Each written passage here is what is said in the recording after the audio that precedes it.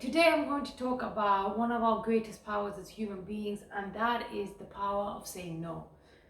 We don't realize it, but we have the power to decide. We have the power of choice. When we have the power of choice, we have the power to say yes to things, we have the power to, and we have the power to say no. That power to say no is the full expression of our freedom. If you're not able to say no, you're not completely free. And it's very interesting. Not only is it one of the ways that you will feel powerful, but there are two areas that you need to work on saying no. The first is with other people, and the second is with yourself. But let's first focus on how we're gonna say no to other people. In our culture, we're taught to be agreeable. We're taught to say yes to other people's demands and to pressure, to a point that we sacrifice our happiness, to a point where we sacrifice ourselves and what we want to do for other people. But we have to understand that freedom begins with resistance. Freedom begins by expressing refusal. We need to be able to learn to say no to people, because not every time that someone asks us to do something will it align with us, will it align with our values or with the time that we have available. And so we need to be able to manage our relationships with other people and ourselves. We have two demands. We have the demands that we find in our relationships, and we have the demands from ourselves. And we need to balance those. And to be able to create a healthy balance, we need to be able to say no to other people. Saying no is a necessary skill. If we're not able to say no, we're going to quickly feel burnt out. We're going to feel resentment. We're going to feel overwhelmed. And it leaves us to sacrifice our priorities and our needs. And that is not a healthy balance. And that is a misuse of our free will. We have the free will, we have the choice, and we should take responsibility for what we give our time and energy to.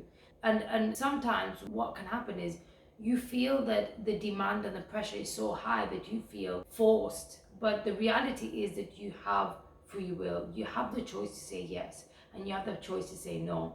Just because you feel pressure doesn't mean that you didn't agree to that. You have agreed to that. And once we're able to we need to first take responsibility for the decisions that we make and where we give our time and energy. And we can't just blame other people. We can't just blame the people around us saying they made me do this. No one has put a gun to your head and told you need to do this.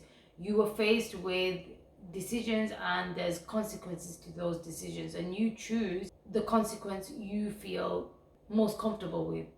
Every act that you do is a decision, and in that decision there was a possibility of refusal. We have limited time and we have limited energy, and if we're always expending all our time and energy meeting the demands of other people, we're going to neglect ourselves, we're going to neglect our priorities and our needs.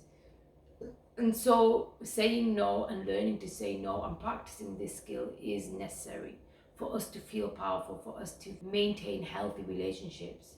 So in this video, I want to just look at how we can say no to other people. I'm going to do another video which is about how we can say no to ourselves and how that leads us to feel more powerful. So how can we start implementing, if we're someone who's used to saying yes to the demands of other people, how can we start implementing our ability to say no? The first thing is we need to know our limits. We need to know what we can do and what we can't do. Sometimes we're not even aware of that. We don't even realize that actually I don't even know what overwhelms me. Take an inventory. Whenever you feel overwhelmed, keep that in mind. Have a list of things, or be mindful of how much energy you can give to other people without feeling overwhelmed. So it might be that for other people, they love to work or they can manage having a full schedule. But for you, having a full schedule is too overwhelming. Just because someone else can do it doesn't mean that you need to do it. You need to look at your own limits. When does it get too overwhelming for you? How much of a social battery do you have?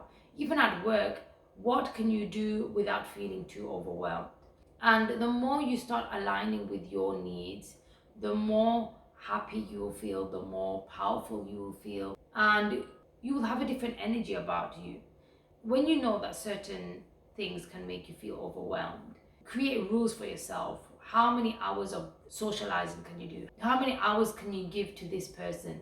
Be realistic with your time and always have limits. The more limits you have, the less resentment you're going to feel towards yourself at the end. So, know your limits. The second one is, before you say yes to something, always give yourself time to think about that decision. Never say yes to anything immediately.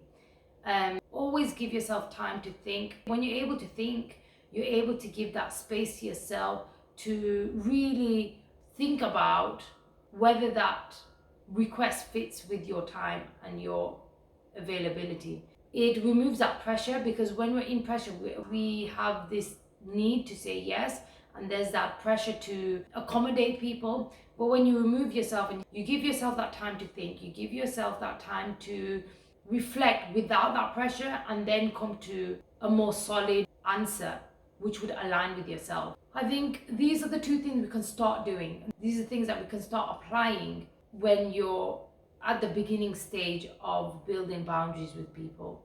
We need to look and we need to reframe saying no as a boundary rather than rejecting other people. We're not rejecting other people.